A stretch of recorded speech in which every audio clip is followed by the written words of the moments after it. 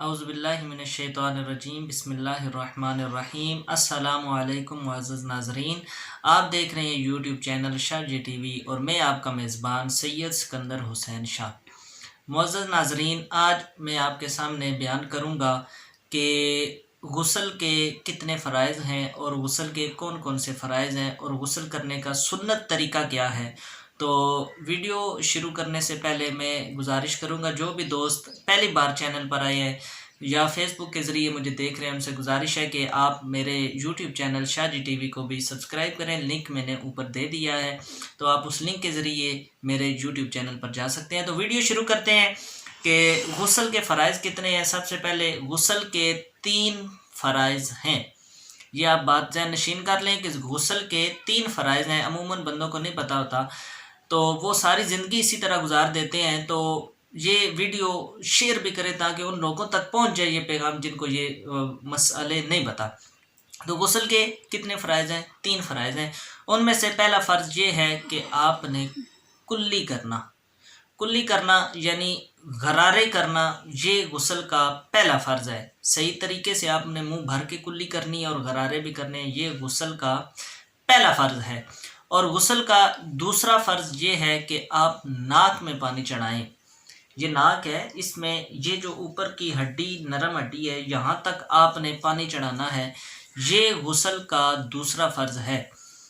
اور جو غسل کا تیسرا فرض ہے وہ یہ ہے کہ سارے بدن پر پانی بہانا، یعنی آپ سارے بدن پر پانی بہائیں گے، کوئی بھی جگہ خشک نہیں رہے گی جسم کی، تو تب جا کر آپ کا وہ غسل کا یہ تیسرا فرض مکمل ہوگا اور آپ کا غسل بھی تب جا کر مکمل ہوگا۔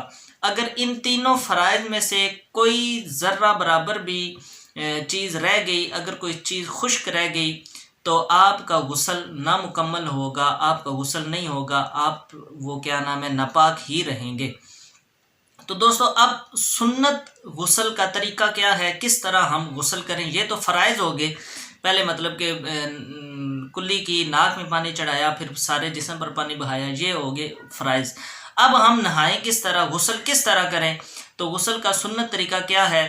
تو غسل کرنے کا سنت طریقہ یہ ہے کہ غسل کرنے والا اپنے ہاتھوں اور شرمگاہ کو دھونے سے آغاز کرے، یعنی اپنی شرمگاہ کو پہلے دھو لے، ہاتھوں کو دھوئے اور شرمگاہ کو دھو لے۔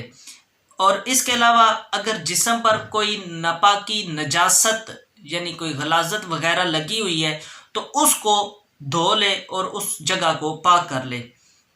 پھر دونوں پاؤں دھونے کے علاوہ، یاد رکھیے گا، دونوں پاؤں دھونے کے علاوہ جیسے نماز کے لیے وضو کیا جاتا ہے ایسے ہی وضو کرے۔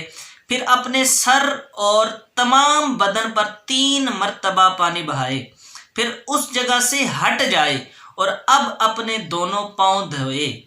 یہ غسل کرنے کا طریقہ ہے کہ آپ نے پہلے پاؤں نہیں دھونے، بلکہ جب آپ نے وضو کرنا ہے شروع میں پاؤں نہیں دھونے، پھر وضو کر کے آپ نے 3 مرتبہ پانی بہانا ہے اور اس کے بعد وہاں سے ہٹ کر تھوڑی سی سائڈ پہ ہو جائے اور سائڈ پہ ہو کر اپنے دونوں پاؤں دھو لے، اور پاؤں دھو لیں گے تو آپ کا یہ غسل مکمل ہو جائے گا۔